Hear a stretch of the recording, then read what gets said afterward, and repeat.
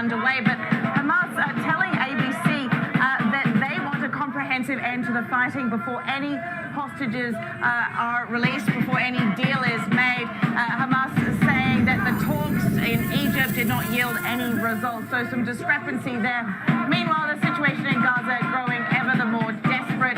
We know that one child is killed every 10 minutes. That's a huge and extremely grim figure as the situation there bleaker and bleaker by the day.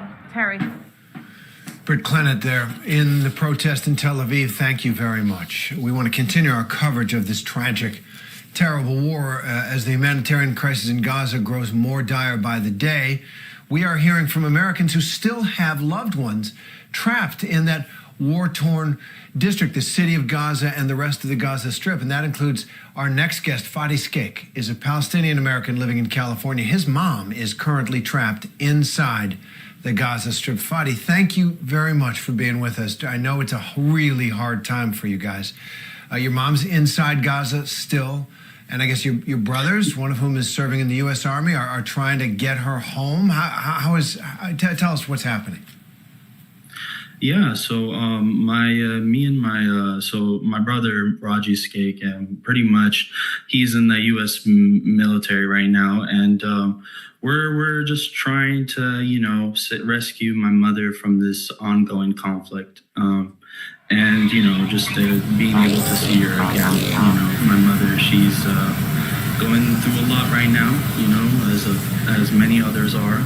And my American uncle as well, he is dealing with a severe cardiac condition, heart condition, and currently, needs a surgery as soon as we're able to get one.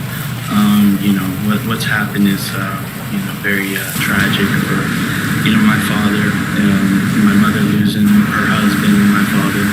And we're just, trying to seek out help. We reached out to Representative Ro Khanna to speak to the White House privately in regards to helping my mother. We are just trying to, help my mother from this ongoing conflict. For the past 4 to 5 days, they haven't had water, no food, and no medical aid to assist them. So that's the overall of what's going on. And thank you very much for that, Fadi. I wonder if I could ask, how frequently are you able to be in touch with your mom? And I guess she was there before October 7th. Tell us a little bit more about what it was like before and obviously what's happened after. So contact is very limited with my family because my mother has to, get to the roof just to be able to get in contact with us and just to get reception, which is very challenging by itself. And, I worry every waking moment for my mother's safety, and can't bear to lose her. And I already lost my father to this conflict, and my mother, she's just afraid, and she's just dealing with so much that it's just every waking second it's hard to imagine losing her too. Did you lost your dad to this conflict in this? I know there have been many times where Israel and Gaza have been fighting, the people in Gaza have been fighting Hamas. You lost your dad in the conflict recently or previously? In this ongoing conflict. I'm so sorry. Now your mother, I guess, is on the border crossing list, right? So yes. What's the holdup? She's a U.S. citizen. Well, why can't we get her out? I just feel like, we are trying to advocate for my mother's immediate evacuation out of Gaza. We are, reaching out to see, we are trying to seek help for my mother who, desperately needs to be, evacuated and to be medically treated, as well as my American uncle who is trapped as well and who is dealing with a severe cardiac condition, which requires him to have surgery. So we're working on trying to find a way to rescue them from this conflict. I can't imagine, what you're going through right now, Fadi. You shared with us an audio recording from your mother in Gaza. So I want our audience, I want to take a listen to it, just part of it right now. So let's take a listen to that. Before my husband was killed, I had some hope that someone was going to come and help us. I don't have that hope anymore. Just listening to that is heartbreaking, especially coming from your mother, of course. So tell us about your mom, and you're all Americans. These are our people. Are you satisfied with what the U.S. government is doing to help your family? No, I'm not really satisfied per se. I just, it's a humanitarian situation, right? And they are, they just want to be, helped through from this conflict, and it's hard for me to bear, losing my mother to this conflict, and we're just trying to seek whatever help we can, and just to help my mother from and my uncle that's dealing with medical issues. Both of them American citizens, our people. And Fadi, I'm so sorry about the loss of your father, and I hope that you can get some action and that there can be a ceasefire so that your mother and your uncle can come out. And I hope we have you back when you've got that good news. Fadi Scape, thank you for your time. Thank you. Thank you. We'll be right back. Did you know Nuvia does permanent dental implants in only 24 hours? Instead of placing you in temporary teeth, we deliver permanent teeth in just 24 hours. How do we do this while other providers don't? While still Anytime, anywhere, streaming 24/7, straight to you for free. Thank you for making ABC News Live America's #1 streaming news. With so much at stake, so much on the line, more Americans turn here than any other newscast. ABC News World News Tonight with David Muir, America's #1 most watched newscast across all of television.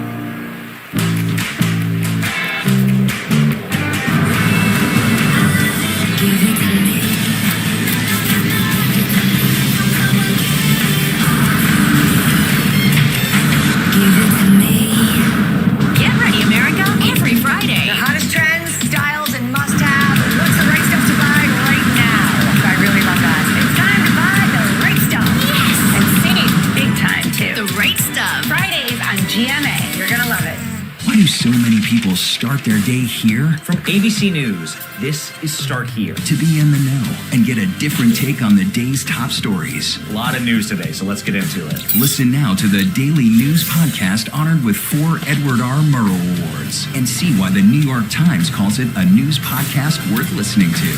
Start Here, ABC News. Make it your daily first listen. Now, that's a part of the story I bet you didn't see coming. Wherever you get your podcasts, Start Here. From America's #1 news comes the all-new ABC News app. Breaking news, incredible video, faster, smarter, and customizable to your interests. If you love being in the know, you're gonna love this. Experience the all-new ABC News app. Download it now. All across the globe, the world will be celebrating the new year, and you can see it as it happens live. The global celebrations. See the new year as it comes in. Streaming all day and night on ABC News Live.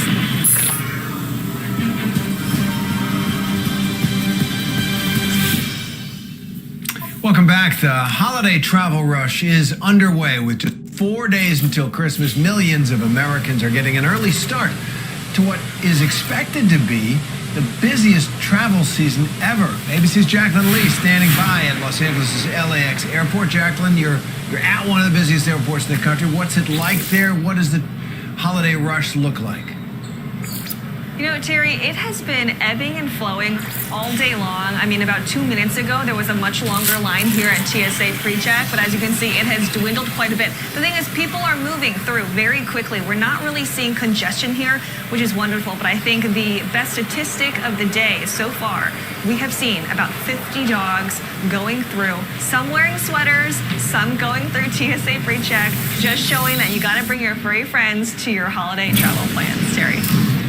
Absolutely. Keep them close. It's a family holiday. So it's not just LA, right? This record travel rush is expected at airports across the country. What have you heard about delays or cancellations across the country?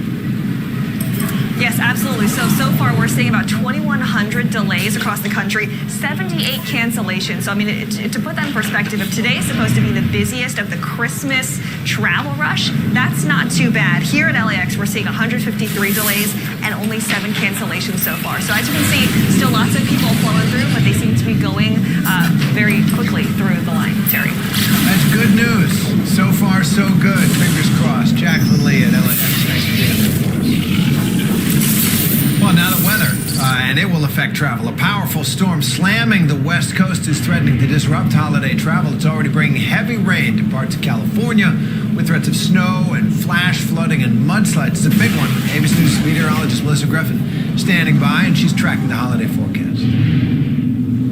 And Terry, you can see here the heaviest rain. It's still north of Los Angeles, so the city itself really not getting on that flood threat until the overnight hours. So really the timing is on our side for travelers. Santa Barbara, though, they're getting slammed today. Flash flood warning continues there, and then it all continues to move and push south. San Diego overnight, and then eventually into parts of southern Arizona, including Phoenix. That's throughout the day tomorrow. So flood watches continue from San Luis Obispo back through LA, all the way through southern Arizona throughout the day tomorrow. Some upper level snow as well for parts of the mountains there in Arizona and New Mexico. But it's all about this flood threat first for the next 24 hours or so. Santa Barbara to LA, this is through the overnight hours. Again, Santa Barbara getting slammed right now. Some spots in the region saw a month's worth of rain in just 40 minutes this morning. But the flood threat continues right through tomorrow, all the way through southern Arizona.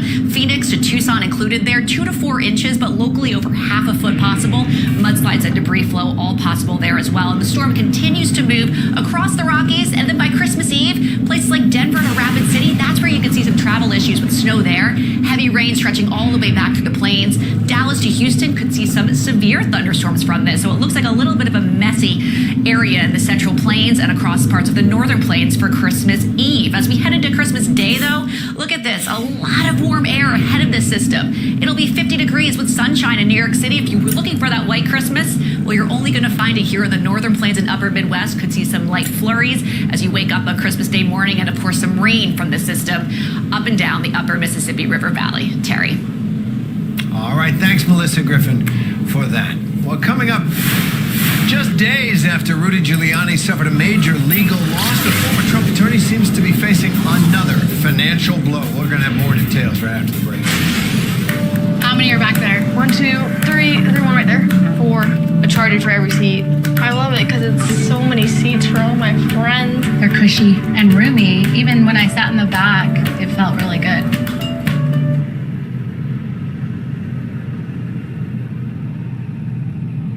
Israel waging a fierce bombardment of Gaza. The Israel-Hamas war for non-stop live coverage. Stream ABC News Live. Reporting from southern Israel, from the front lines in downtown Ramallah, in Beirut, wherever the story is, we'll take you there. ABC News Live. We have really good news. I was terrified. It was just so traumatic. Nightmare. People need to understand, these were wanted babies. 18 women facing life and death medical conditions. Their lives now out of their control. I felt like I was going to die. Our lives and our health are debatable. I want to wish this upon all our standing. Diane Sawyer, Rachel Scott, On the Brink, now streaming on Hulu. First thing in the morning. There's a lot going on. Everybody in that home is you up with what happened overnight. We are here at fashion's biggest night out. What's happening today? YouTube has unveiled a new set of policies. What people are talking about, the new ad campaign. Fast, straightforward, With some fun in between. a real-life Barbie dream house. A name change for the Wiener movie. First thing in the morning. America This Morning America's #1 early morning news. on ABC News Live. Why do so many people start their day here? From ABC News, this is Start Here. To be in the know and get a different take on the day's top stories. A lot of news today, so let's get into it. Listen now to the Daily News Podcast honored with 4 Edward R. Murrow Awards and see why the New York Times calls it a news podcast worth listening to. Start here, ABC News. Make it your daily first listen. Now, that's a part of the story I bet you didn't see coming. Wherever you get your podcasts, start here. You're watching America's #1 streaming news. Keep streaming with ABC News Live. Reporting from the Fulton County, Georgia courthouse, I'm Rena Roy. Wherever the story is, we'll take you there. You're streaming ABC News Live.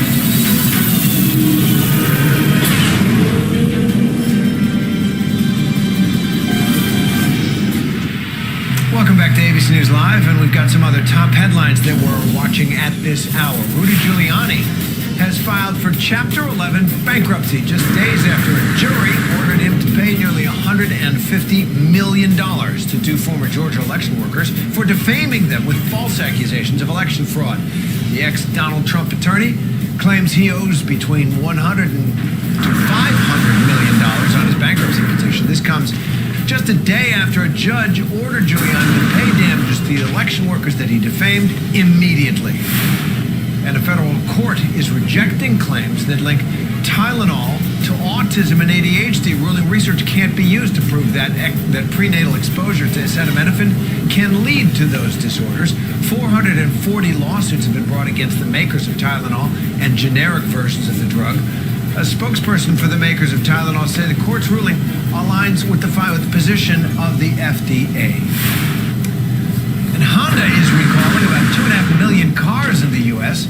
over risks of a fuel pump failure that can cause an engine to stall while driving, increasing chances of a crash. The National Highway Traffic and Safety Administration is urging drivers to visit their local dealership to replace the fuel pump free of charge. So, a business story. Shares of Warner Brothers, Discovery, and Paramount are all trading lower on reports of a possible merger.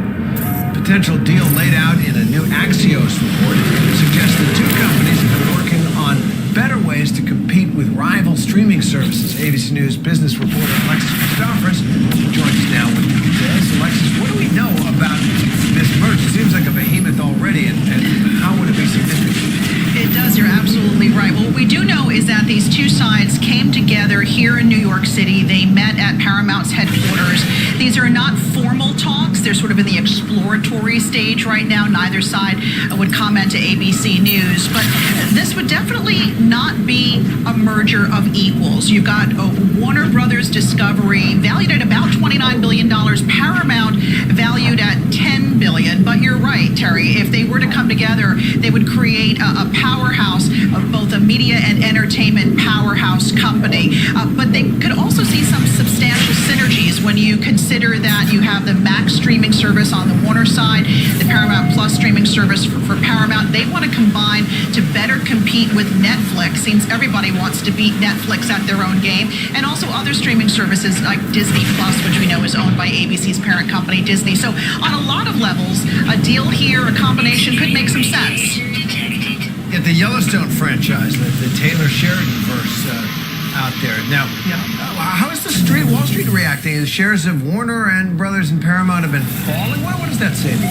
Yeah, I think that if you look at the way the stocks are reacting, investors are putting long odds on a Paramount or Warner combination here for a number of reasons. Both of these companies are laden with debt, combined over $60 billion in debt at the end of the third quarter. And there's also not a slam dunk that they're going to get the approval from regulators. I mean, you're talking about 2 companies that have significant holdings, significant brands, both in Hollywood and in media. Warner Brothers, of course, has CNN. Paramount has the CBS Broadcasting Corporation. So are definitely going to raise some eyebrows with regulators. It's not a done deal by any stretch. Yeah, and it's all about consolidation, so much which regulators are going to be looking at. Why is that? And although this deal's in the early stages, a lot of consumers are going to say, what's going to happen to my favorite show? I want to watch Yellowstone or whatever. What are you going to be looking for as this plays out? And what does the whole thing tell us about the media environment right now?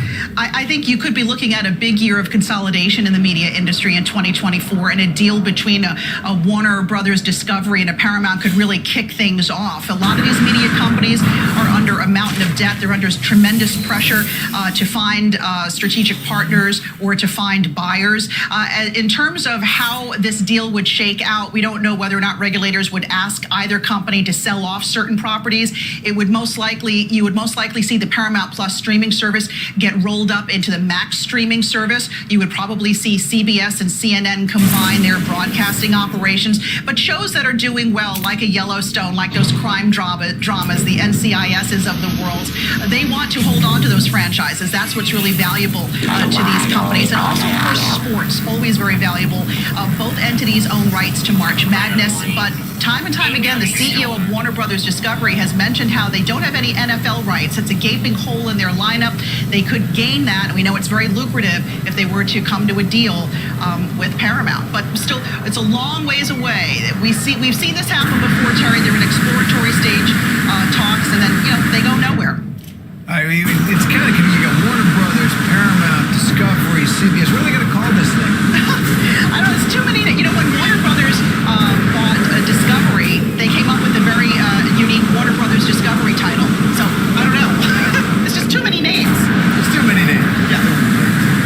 Anyway, Alexis Christophorous, thanks very much as always for your insight. My pleasure. Thanks. All right. Thank you for streaming with us. I'm Terry Moran. From breaking news all the way to all the stories that matter to you, you can always find us on various streaming services, on the ABC News app, and of course on abcnews.com as well. The news never stops, and we will be right back.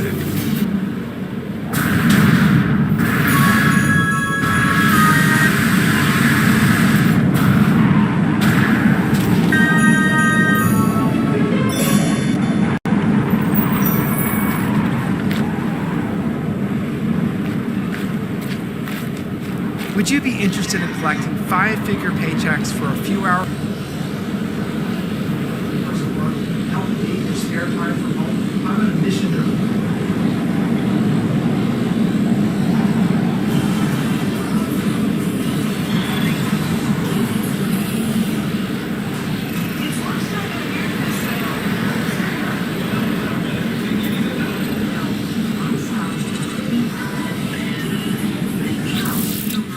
Breaking news, pop culture, with the biggest stars,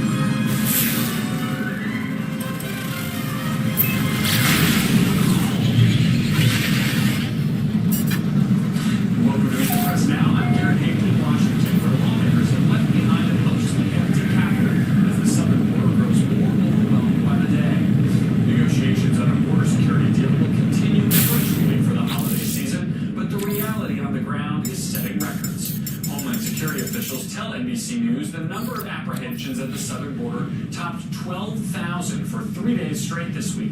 10,000 of those migrants crossed illegally between official ports of entry. Those numbers are far beyond what the Department of Homeland Security facilities and personnel there are equipped to handle. A record 27,000 migrants are currently in DHS custody, and border officials say that their processing centers are operating at nearly 3 times their capacity. In a statement to NBC News today, the acting commissioner of Customs and Border Protection called the surge a serious challenge, saying CBP needs more funds from Congress to address the illegal crossings. That comes as Texas Governor Greg Abbott escalated the political fight over the border, announcing that he sent a group of migrants to Chicago on a government-chartered flight for the first time. We are looking at footage from one of those flights released by the governor. It's Abbott's latest move protesting the White House border policies by sending migrants to cities run by Democrats. This comes after Abbott enacted a law earlier this week authorizing state law enforcement officers to arrest migrants who cross the border illegally. The White House condemned Abbott's move in a statement today, writing, Governor Abbott is not interested in solutions. He only seeks to use people as political pawns. Meanwhile, House Speaker Mike Johnson sent a scathing letter to President Biden today saying that the nation was being, quote, overrun, and urging him to use his executive authority to regain control of the situation. The intense criticism of Biden on the border issue is coming not just from elected Republicans, but also from the voters. According to a new poll from Quinnipiac, just 27% of voters approve of the president's handling of the situation at the border. It's his worst issue in this poll by far, in a poll where he struggles on virtually every major issue polled. NBC's Guad Venegas is near the southern border in Eagle Pass, Texas. It's another day of an overwhelming surge here in Eagle Pass, where you can see the camp behind me, a field that has been used by Customs and Border Protection as an improvised zone, a waiting area for the migrants that have arrived, thousands here all week. We know now today that for 3 days in a row, DHS officials tell NBC News they've apprehended more than 12,000 migrants at the south border. You can see a lot of them sleeping, some standing around. You can see clothing that they hung, presumably the clothes that they would have been wearing when they crossed the river. All throughout the day, again, we've been seeing large groups arrive after they cross from Mexico into the United States. And the lines, the long lines that they have to get into to eventually be moved over to another area where they are then taken on buses, and then they will eventually end up in a processing center. Now, today, we've also got more information about these processing centers. We now know that here in the Del Rio sector, which Eagle Pass belongs to, the processing centers are at 3 times capacity. That's why it's so difficult for Customs and Border Protection to move the migrants from here and take them to the processing centers. They're just overwhelmed with the numbers. And speaking to some of the migrants today, they tell me that there are groups in Mexico even larger than these. Most of the migrants that are arriving tell me that they come in groups of 500, 300, 400, and that even if Mexican immigration tries to stop them as they're making their way north, it's practically impossible because of the large number of migrants currently in Mexico attempting to reach the U.S.-Mexico border here. So this is the situation today, another day again, with the overwhelming number of migrants arriving. Back to you. I was Guad Venegas. Thank you. And I'm joined now by 3 of my NBC News colleagues. Senior national politics reporter Natasha Korecki is in Chicago. Homeland Security correspondent Julia Ainsley is with me on set to break down those new DHS numbers. And so is senior national political reporter Sahil Kapoor, who we rescued from the Hill to bring us the latest on the border negotiations. Natasha, also with Governor Abbott announcing he's flying these migrants to Chicago. What do we know about this charter flight? Sure. So what we know is Tuesday evening, a flight from El Paso was chartered and it landed at Chicago's O'Hare Airport. And on that flight were approximately 100 migrants. It arrived without warning. There was reports from city officials that there were 2 individuals on that flight that flew with the migrants who fled the scene in an Uber as soon as they landed. And later, Governor Abbott claimed responsibility for the flight, and it certainly is an escalation from his busing. And he did say that he was running into some impasses with the busing in Chicago. Chicago started impounding his buses at the point and migrants.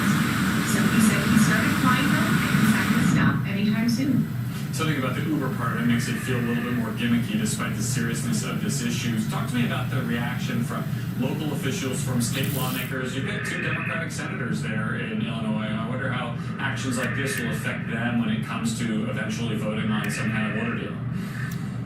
Well, certainly Democrats have been calling on Abbott to start coordinating with them. What they say is that they welcome migrants, but what's causing the issues is the lack of coordination, the dropping off of migrants in the middle of the night in the cold. We're now facing some pretty cold temperatures in Chicago, at the Willis Tower unannounced. And so there's been a practical clash on the ground of just where to house these migrants, and there's been a political clash. We've had the city alderman clashing with the mayor. We have the mayor's office clashing with the governor's office on funding, where to put these. We've had the governor's office calling on Biden to do more at the border, but also to do more so that to steer Governor Abbott and not give him so much control over where all these migrants are headed right now. And just how stressed are Chicago's resources here? Are they able to handle this?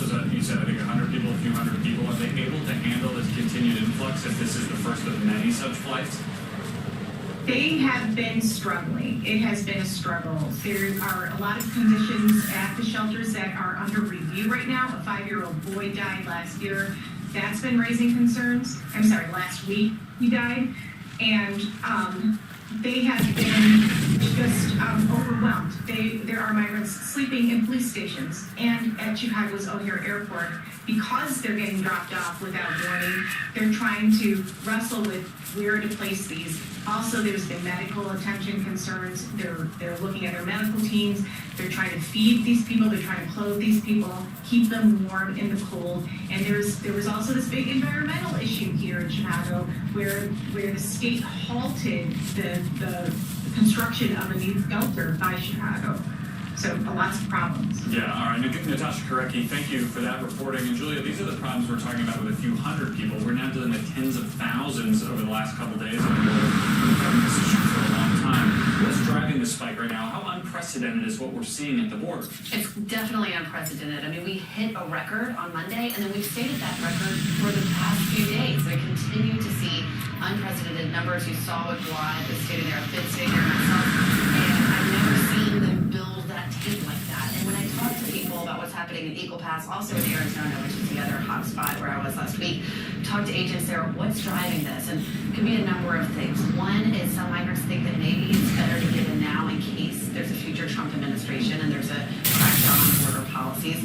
Also, cartels are just getting incredibly gutsy and sending people up here on trains and in huge groups to overwhelm Border Patrol and to take over the system, where they used to try to send as many as could possibly be processed at once. And there was sort of thought that 10,000 was the most that cartels could move and that CBP could process. They've blown past that now. And who are the folks who are coming now? Is this driven by a specific country or region? Are we seeing people from all over the world come? What's going on? Definitely all over the world, but the top 2 countries remain Mexico and Venezuela. Now, Mexicans can be sent back into Mexico very easily. It's different than other people who come through.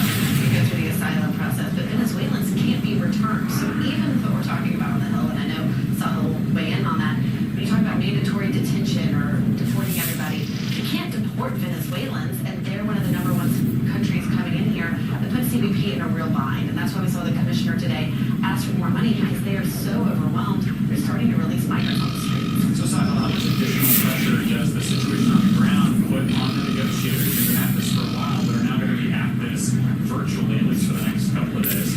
Huge. I mean, every time this is salient in the news, this is kind of eating up the headlines. It's more pressure on Congress to act and do something. Ultimately, this comes down to them. You know, it's not state officials, it's not city officials that have power to deal with immigration. They're dealing with you know, pretty bad cards that they're trying to play with pretty bad cards that they've been dealt. And of course, we know that the negotiators left yesterday. They're going to be picking this up virtually starting today through the rest of the holidays. The various negotiators, that includes Kirsten Sinema, the Arizona Independent, Chris Murphy and James Langford, all sound very positive about the deal to get this done. Chuck Schumer, the Democratic leader, they have not been able to resolve this issue for the last 30 years. We'll see where this goes. I'm not expecting white smoke on here over the holidays, because they usually like to get other numbers read in, but early when they come back, scale of what we're talking about does feel like a stunt, but it tells us something about at least how some Republicans are looking at this, right? It's a finger in the eye of the rest of the country, like, hey, this is now your problem too. How do you see the politics of some of these, border state Republican governors? I would put Ron DeSantis in that category too in Florida, kind of play in the negotiations. This isn't a bunch of congenial senators who are going to strike a deal that's just going to fly through. Like, this is the constituency that's going to have to be on board with something they put together. Absolutely. We've seen immigration politics nationally shift just massively to the right from a decade ago when there was that so-called Standard 8 bill. Democrats were on offense. They just won an election overwhelmingly with a two-no vote and the consensus that came out of it, which now looks pretty wrong, was that you need to have a more liberal immigration system to win over Latino voters. Now Republicans are on offense. Not only these governors, but also House members. Speaker Johnson and his hardliners say nothing less than the more aggressive HR 2 bill. Anything less should be killed. Unclear whether these Senate negotiations even have a place in the House if they were to reach a deal. But what they're talking about expedited removal, expanding that at least to the border, to turn away asylum seekers, not to the interior. Democrats say that's a red line. They're just talking about a potential future Trump administration. They worry about how they can use that discretionary power for the president to close the border. They worry about how Donald Trump would use that, even though they're not worried about how Joe Biden would use that. One issue that's not on the table in these negotiations, DACA and the Dreamer, one of the biggest priorities in Democrats, gone. Yeah, I mean, with these numbers, it's not hard to understand why that would be politically challenging. Talk a little bit about this Mike Johnson letter, the politics of it. The point is, it suggests that Biden could be doing more right now. Is there any indication that the White House is considering any more unilateral actions? Silo, or you reporting on that too? I'm interested in what either of you might know about that. I think they're waiting on the deal for Congress, before they figure out any major steps to take. But Mike Johnson, I made a list here. He has a lot of things that he wants President Biden to do, and capturing the and scale of needs for rare humanitarian and good in Mexico. Extend expedited removal for asylum for the here in Canada.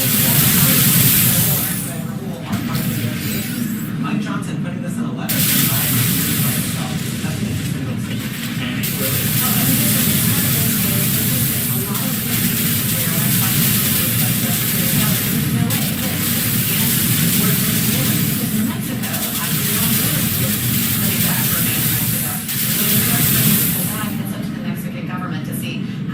Migrants they can absorb into their northern border cities. And so that's a big reason why Secretary of Homeland Security Alejandro Mayorkas is sitting in these rooms right now. They're clear he's not negotiating on the part of the Biden. He's there to talk about what is feasible and what's not. And the last thing I'd just like to point out is, even if this deal blows up, what's the inaction here that's really mattering is the funding.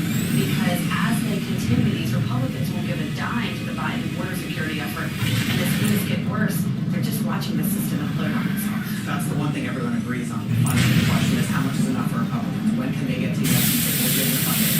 XYZ policy movement. Well, we'll keep watching it, and I appreciate the reporting from both of you guys. It's a complicated issue. We probably need to get some Mexican officials on that Zoom call with the negotiators are having too.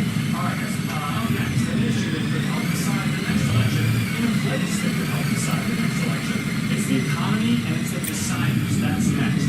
Plus, even with low unemployment and rising wages, many Americans are going hungry this holiday season. Let's explain why. You're watching The Press Now.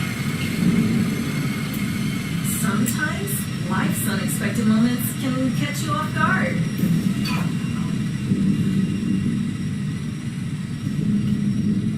At the Dental Place, we can help you find the implant solution that's right for you. Implants function just like natural teeth, with no uncomfortable wires or brackets to hold them in place. Most importantly, they let you eat whatever your heart desires without having to worry about those awkward moments again.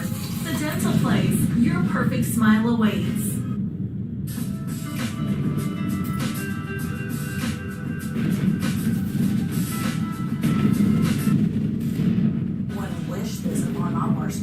Diane Sawyer, Rachel Scott, On the Brink, now streaming on Hulu. What's good to watch, read? We're getting a great deal on what I'm just dying to buy. Oh, it's all right here. GMA Life. Get the latest celebrity buzz, deals and steals, and the coolest lifestyle tips from GMA. I love that so much. It's too cool.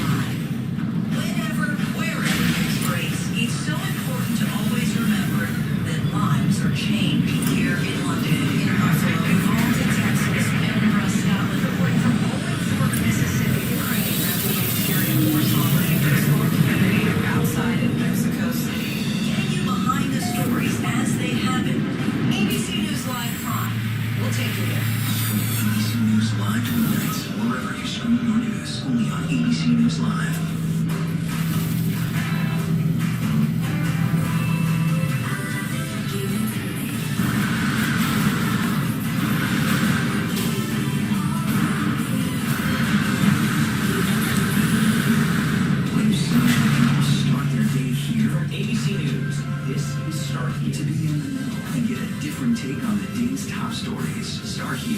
That's a part of the story that you didn't see coming. You get your daily first listen wherever you get your podcasts. This is ABC News Live. Crushing families here in Poland. At refugee centers on the ground in Ukraine, Close to the front line. from the capital, struck the F4 store.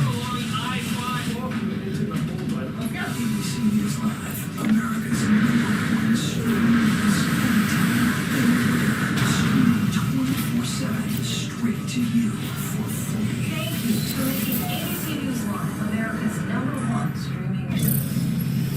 This is ABC News Live. Families here in Poland. At refugee centers on the ground in Ukraine, from the capital, struck the F4 store.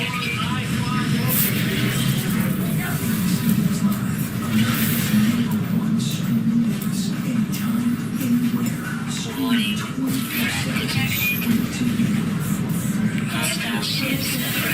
for free.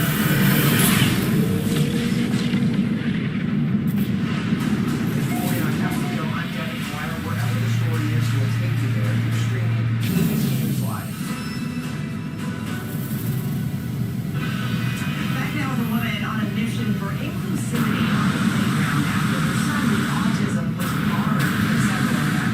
She created We Rock the Spectrum, a unique gym designed for sensory experiences transforming children's lives. Gabriel was diagnosed with autism spectrum disorder when he was 2.5. I didn't know, about autism then. I knew Rain Man. I knew, very, very little about what to look for. He'd cry all the time being around other kids, kicking and having a full-blown tantrum. So we would just try different indoor playground areas. The breaking moment for me was when a young man came up to me who worked at this indoor playground area here locally and said, "I'm sorry, ma'am, but you're going to have to leave." And this is when I decided, no more. I'm the CEO and founder of We Rock the Spectrum Kids Gym for All Kids. We're an indoor sensory gym. We have 153 locations in 27 states and 8 countries. We have 12 pieces of required equipment: a trampoline, zip slider, a bolster swing, a hammock swing that works on different senses. For Gabriel it keeps him calm. He sleeps better. He eats better. We just want our kids to be independent. When I started 13 years ago, I knew I could teach him this. If someone else isn't going to give him a chance, I will create one for him here. For any child, right? They just want to feel like they belong. All right, so welcome back. It was finally a place where I could just be myself and both my mom and dad never have to apologize for it. Our tagline is finally a place you never have to say I'm sorry. Any parent with a child with special needs, they know what that means. We're giving families a home that they wouldn't have otherwise. A lot of the times, indoor play gyms, it's very difficult with our other son, Matthew. He doesn't always interact with other kids. Here, so if kids are trying to play with him, he's already engaged in having fun. You can see all the progress that he's made because we have been able to adjust our lives to him. This journey has made me a better person. You make me a better person.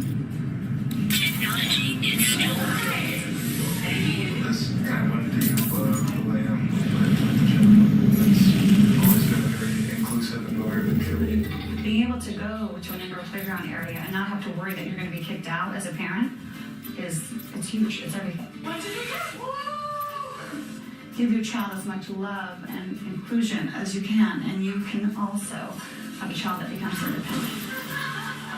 So cool that she was able to create that to give that to other families and what she will give their son as well. And to herself, she said, "You made me a better person by giving."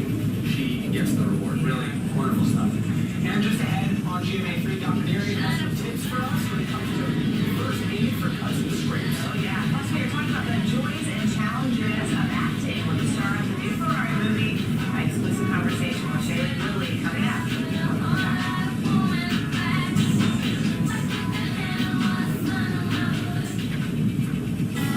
First thing in the morning. There's a lot going on. Everybody at home is okay. Inflation is easing, stock market's doing well, but are you? One scoop of AG1 replaces multiple supplements with 75 high-quality ingredients.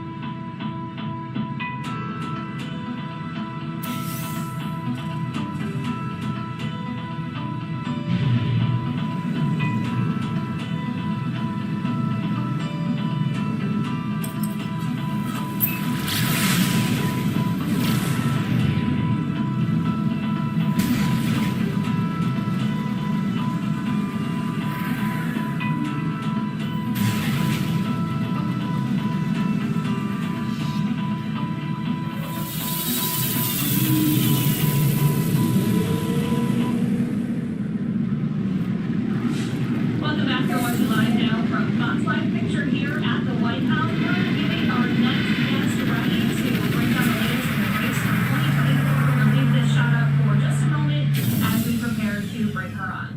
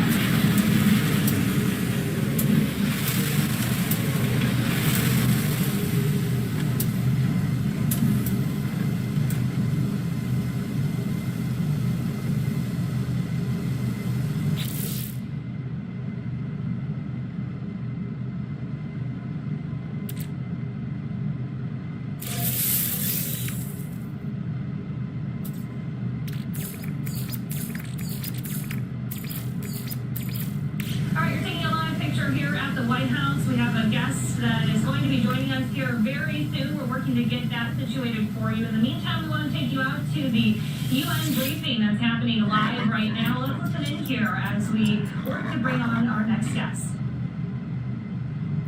Stand now that the Council is prepared to put to vote the resolution UNIDES-2023/999 as amended. I shall now put the draft resolution to the vote. All those in favour of the draft resolution contained in document S/2023/999 as amended, please raise their hand.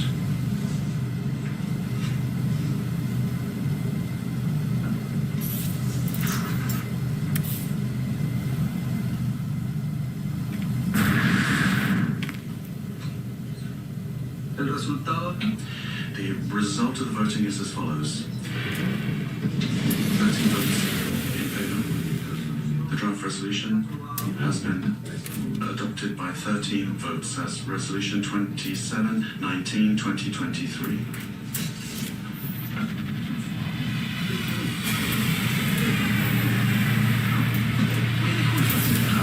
Please excuse me, says the President. I didn't hear the number correctly. The draft resolution received 15 votes in favour. The draft resolution has been adopted unanimously as Resolution 2719.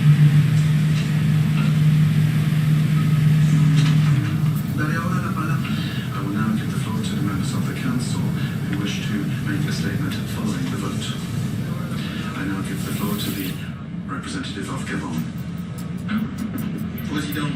President, as a member of the A3, I would like to thank all of the members of the Security Council for the adoption of the text that was submitted this afternoon. This will open a new page for Africa. Every time this council meets its vocation, such as today, it shows that it is a rampart, a deterrent against war, and it revives hope for future generations. The resolution adopted this afternoon is an important message from the United Nations to and the international community to the African peoples. It responds to the legitimate aspirations of these people to dignity and respect. Given the persistence of deadly conflicts on the continent, as Africans, we have been constructively self-critical with regard to the effectiveness of mechanisms and the mechanisms in place, and we have full confidence in Africa being able to solve its own problems.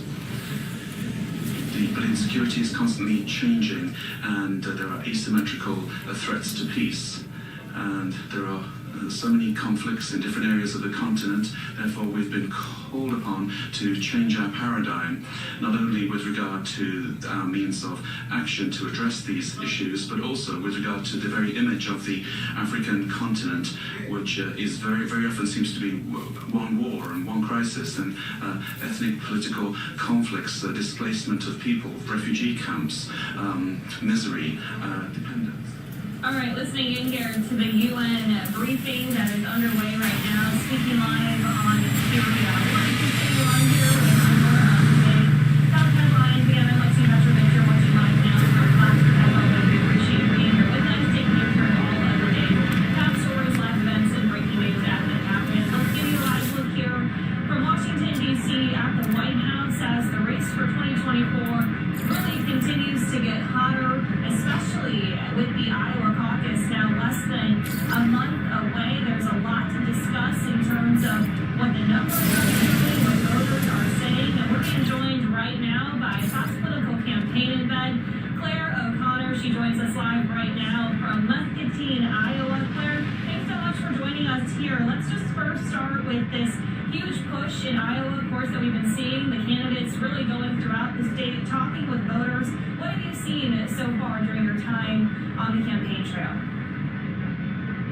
Yeah, definitely a lot more personal attacks, Lexi, as we get closer and closer to the Iowa caucus. Nikki Haley especially going after DeSantis.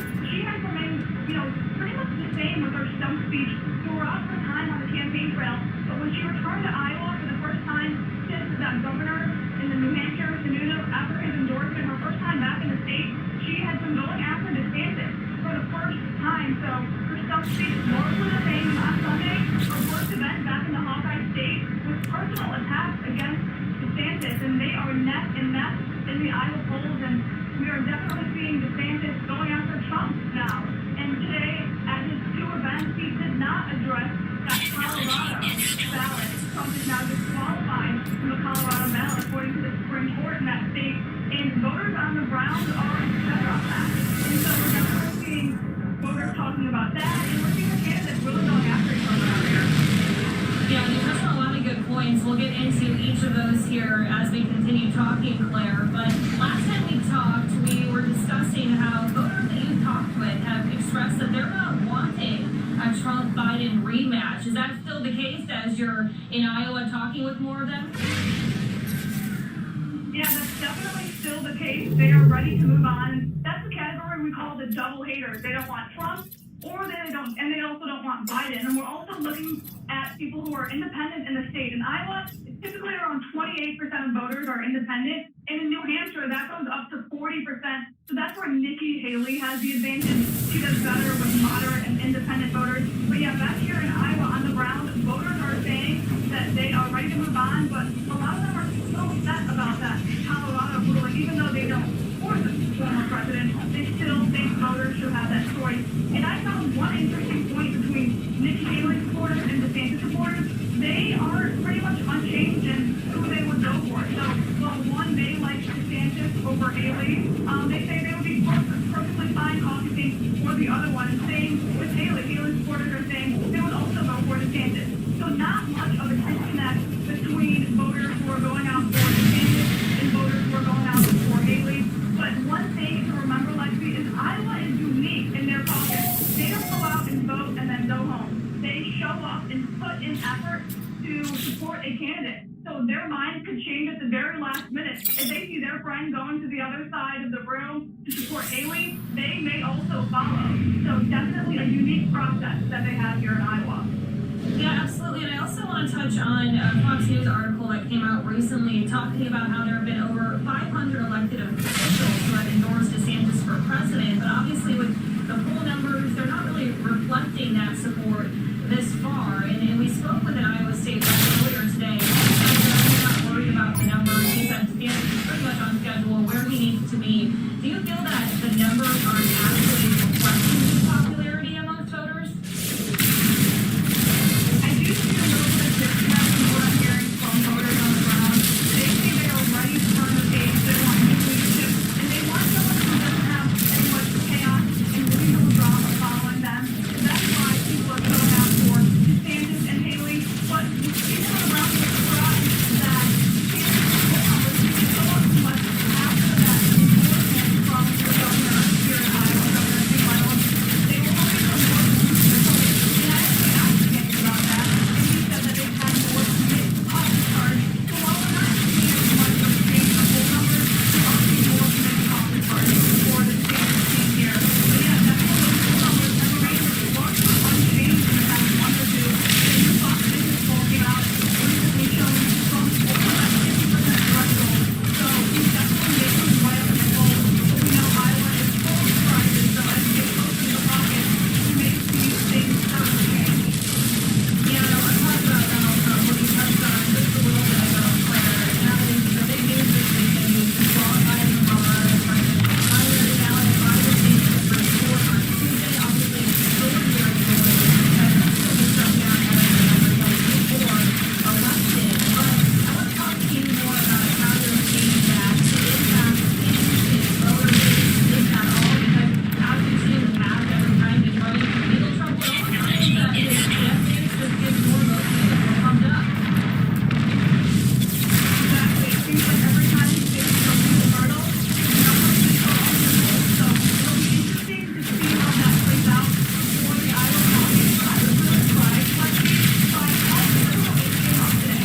So I was at two Kansas events earlier in Coralville, Iowa, and now that people are this number after the DeSantis didn't bring up his speech, and same thing last night. He did not bring it up. So voters on the ground are asking about the economy, the military, the country, and basically being able to end. So while I think Trump today has candidates start to speak out about that rule in Colorado, even former President Trump's most fierce critics are coming out and saying that he does not agree with that ruling. And while the Trump is looking at it so hard, that he's removing his name from the Colorado ballot. And yesterday, Trump presented out with that. He said that he's going to remove the name from every state that shows up disqualified Trump from the ballot. That's really interesting to see how the GOP has their vote coming out against this decision in Colorado. But voters on the ground don't seem to be too concerned about it. It's not swaying them as much. But it's also interesting to see that DeSantis supporters and Nikki Haley supporters are telling me that while they are not going to caucus for Trump, they still don't agree with that ruling. They think it should be up to the voters. And one thing to look at is this a huge rally to the base. We know that the numbers skyrocket when the connections came out. And so it'll be interesting to see if this will break the pattern. Will voters finally say enough is enough, or will they come out even stronger to bring out caucus? Yeah, it does seem that they believe that they will clinch the 2024 nomination by March, so they will also bring back the numbers. I think if we see some candidates start to drop out by then, that could be the case. But Steve said that he didn't vote to answer definitely. So even if the Iowa caucus doesn't swing in his favor, he still plans on running. And we're also going to see, more of voters coming out and saying, okay, am I going to go with Trump or am I going to, are we all going to go to one candidate? It'll be interesting to see because right now, obviously, those non-Trump votes are going to be split up. Yeah, and I want to also ask you too, Claire, it's always great to speak with you because you've been mingling with voters, you've been talking with the candidates. Has anything surprised you so far about your time on the campaign trail? Anyone, again? As well, and We're a community of over 22,000 doctors.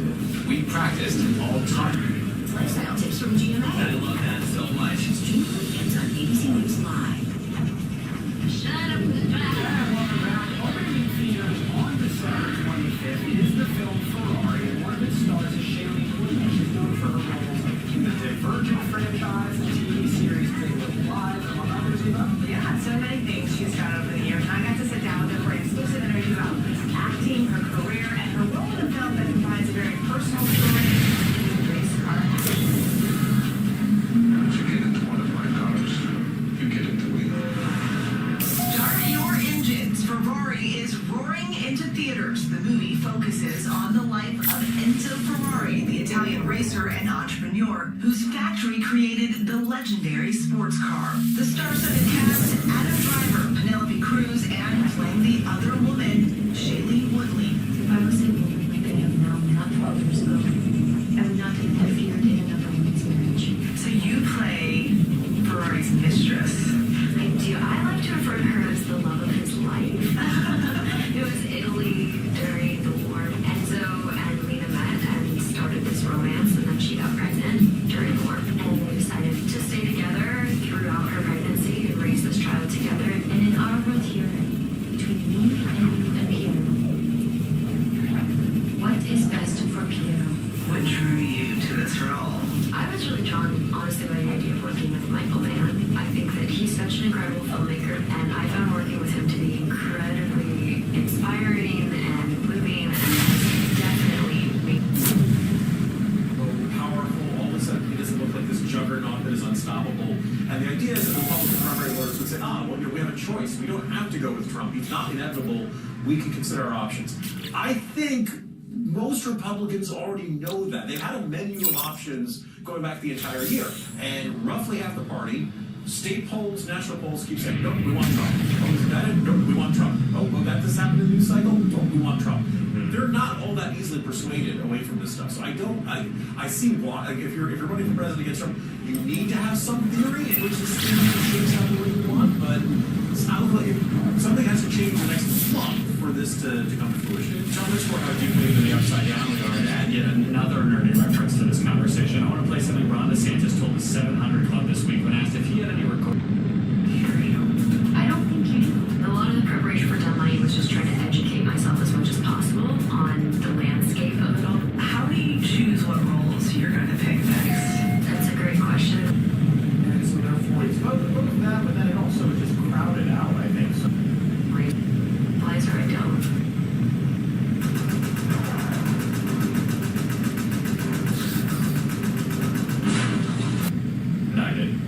What are we dealing with here? Well, first of all, it's fascinating we're already getting into the campaign. I see we're not the only ones who have a Word document somewhere. Ron DeSantis has one. But also, it's fascinating to get something that happened with Noel. This is a campaign that I don't think anyone has said has gone down really on any level. You could have prepared for these indictments. Like everyone knew were coming. Come up with some message or some way to lay the groundwork. Anything. All they seem to do is run from it. Never seem to find an effective response to go against Trump. Don, it seems to me if you're taking questions about your regrets as a candidate, you're probably already thinking that you might be done being a candidate pretty soon. Pretty much done. I mean, I think one of the other problems for Ron DeSantis is that he never really did anything to separate himself from Donald Trump. And so he didn't give either Trump voters or those in the middle a reason to. The whole world tells me I'm not pretty enough, I'm not smart. I know that I have some benefits from DeSantis. Right. The indictments weren't under my control. My super PAC wasn't under my control. You're not going to get a lot of sympathy for that. Guys, we have to leave it there. Benji, Jim, Donna, thank you for tolerating our sci-fi PAC reference panel here. But anyway, we got to leave it there. Still ahead, the latest on the Israel-Hamas war and why ceasefire and hostage talks seem to be stalled. You're watching Meet the Press Now.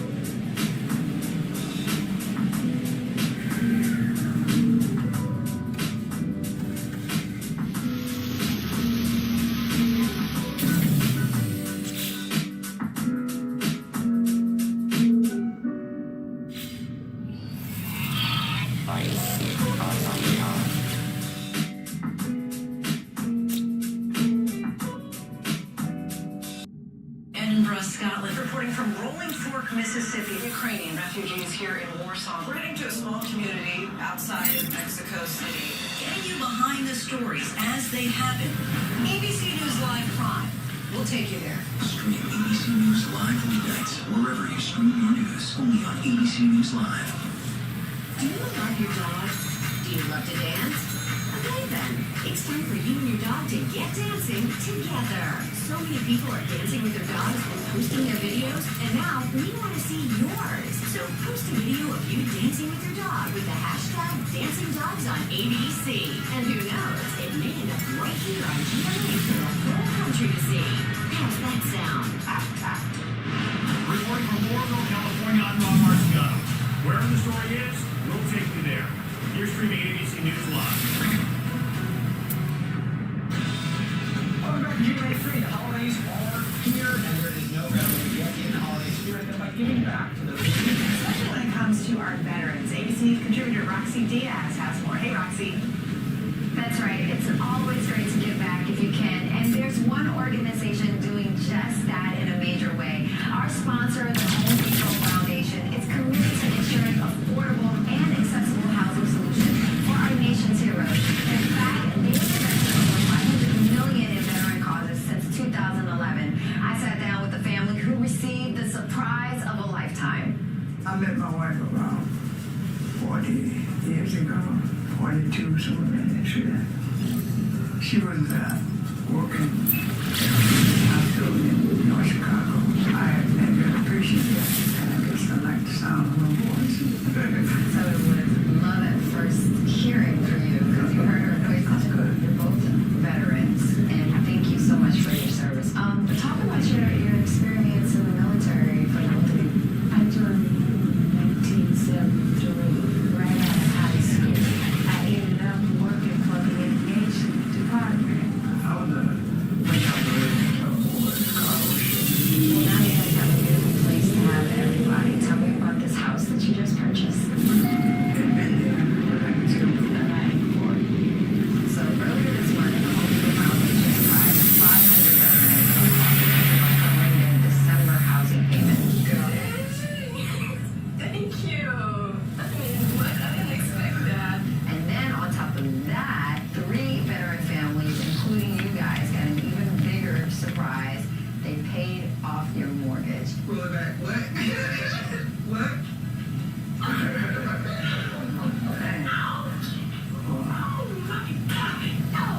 We don't have no mortgage anymore. And that's the greatest thing. I still got butterflies in my stomach because